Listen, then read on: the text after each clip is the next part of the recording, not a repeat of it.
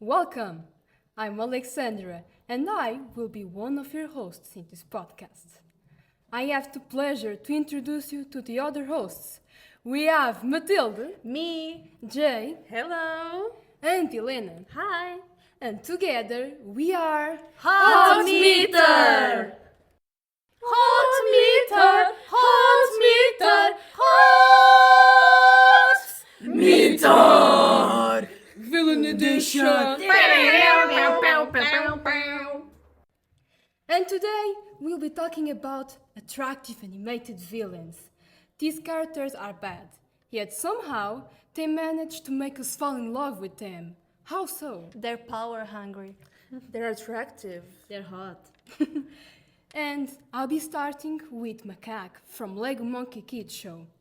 Macaque is a demon monkey with black fur, golden eyes, and a distinctive red mark on his face. He was once the best friend of an ancient hero named Monkey King, and has an intense desire for revenge, aiming to steal Monkey King's powers and end his life. The main story of the show unfolds when a young boy named MK discovers Monkey King's magical staff and inherits his powers, setting the stage for a new adventure. Macaque, with his manipulative and intelligent nature, emerges as an iconic antagonist in the narrative. We can see this when he trains the protagonist MK and betrays him at the end by stealing his powers. Macaque's unique abilities, mainly his skill in shadow manipulation and shape-shifting, make him a formidable adversary. His memorable line, Oh, no! Can't you hold the magic staff anymore? Well, you know what that means. There really isn't anything special about you. You're just some kid with a heavy stick. this line takes place in the episode where a macaque reveals his true intention towards MK's powers. To sum it all up, Macaque's voice and his shadow powers? Boy, they've got me hooked! And there were two of the reasons why I chose him. Now I'll pass the word to Matilde. The floor is yours. Thank you. He is also a fan favorite, Macaque. But now let's talk about my character. Her name is Azula and she's actually from the Avatar The Last Airbender. But let's not talk about her now because, well, she can have her own show later. But now, the story. The story is actually about a boy that is the Avatar because he can control all the elements: air, fire, water, and earth. And there are 4 nations with each element. First is the Earth Kingdom, the Water Tribes, the Earth Temples, and the Fire Nation. And his mission is to defeat the Fire Lord Ozai, that is Azula's father. And since he wants to expand the Fire Nation to the other nations and conquer them, that's why the Avatar gotta step in and stop him. But well, now let's stop and talk about my character, Azula. She is a mastermind. If you don't know what that means, that is when the person is able to manipulate anyone into doing what they want and desire without any hesitation or empathy. She's so perfect. And she doesn't care about other people's feelings unless it brings her any advantages. Like when she conquered a nation in one day, and it was only her side quest. And not even her uncle, an elite warrior, was able to do. And the nation is the Earth Kingdom, known as the nation with the best defense ever. But it crumbled in one day. Can you believe that? I truly can't believe that. If that was only her side quest, can you imagine if it was her main quest? I guess she would burn everything. But now let's talk about her appearance. Azula is actually seen with black hair in a bun, with hazel eyes, and wears red skulls that represents her nation.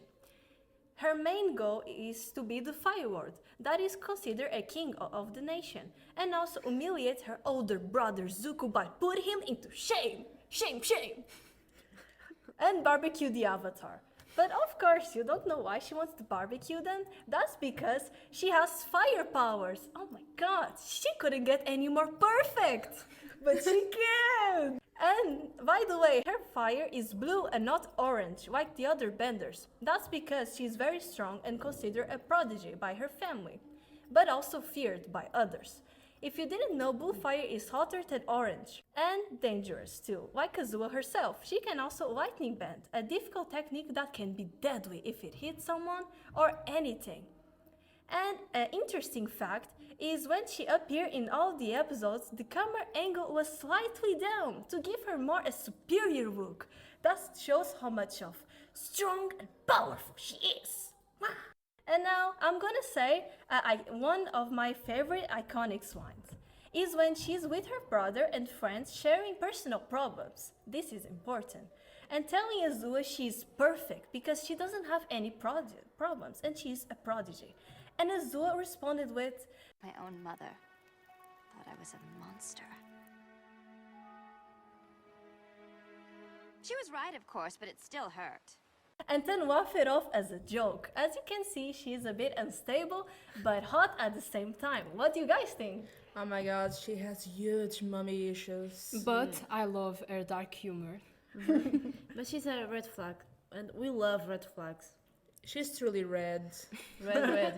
She wears Literally. red. She's dark red.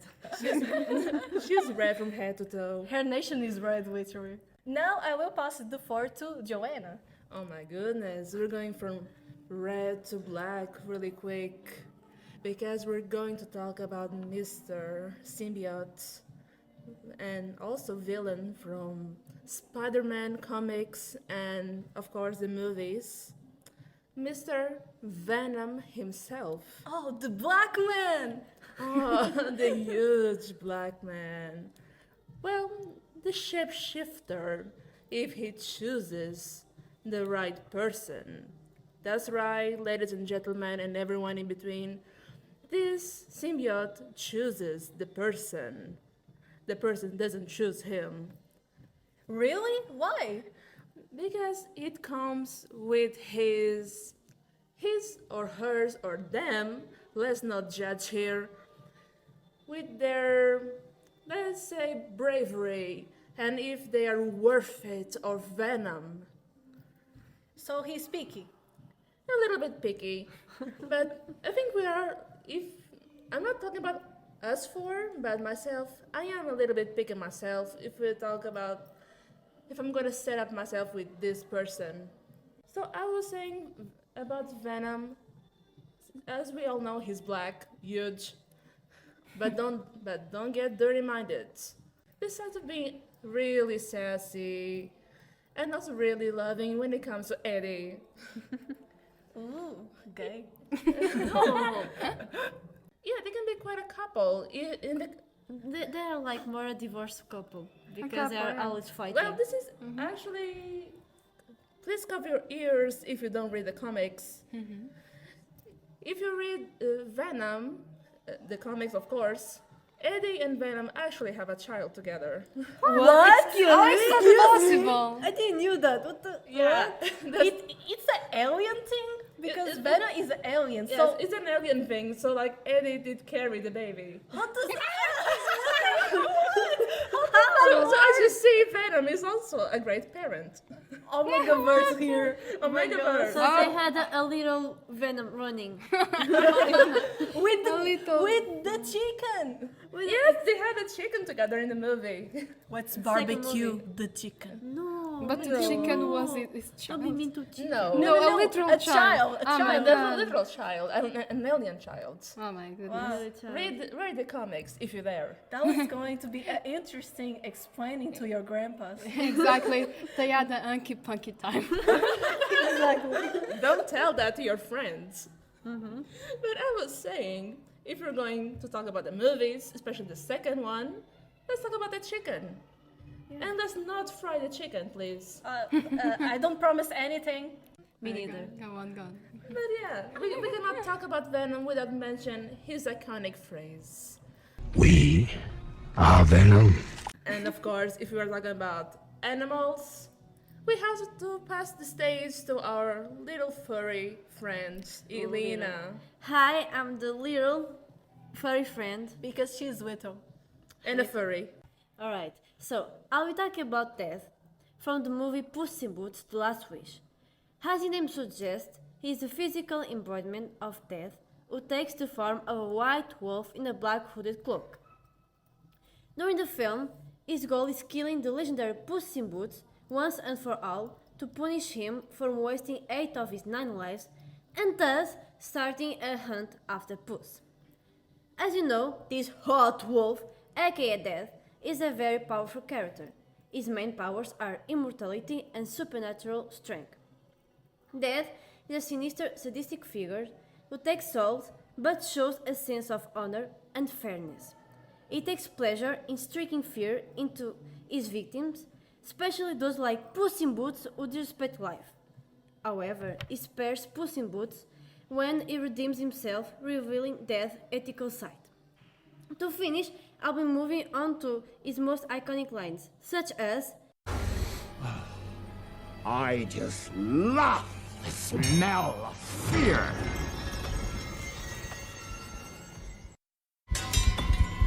Pick it up. Pick it up.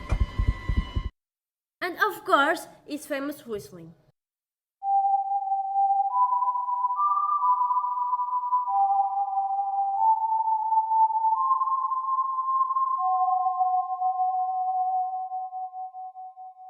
So, looks like our time is up. In this podcast, we've explored attractive animated villains and discovered that they have captivating qualities. They're bad but also charming. And I think in these four characters that we present here, I think the most healthy ones are Death and Venom. Exactly, because Azula is just A red Walking flag. red flag. Don't blame her, she's broken. She's literally red. What about Macaque? Macaque redeemed himself, not Exactly. Azula. But, Exactly. but she's going to redeem herself because When? hey yo, she's got a comic. oh my god, no. Support the comic and the artists. She looks very hot there too. We can say that these villains evoke emotions that heroes can't. These are our guilty pleasures. Now, we'd like to hear from you. Who's your favorite guilty pleasure? Let us know in the comments, and until next time. Bye. Bye.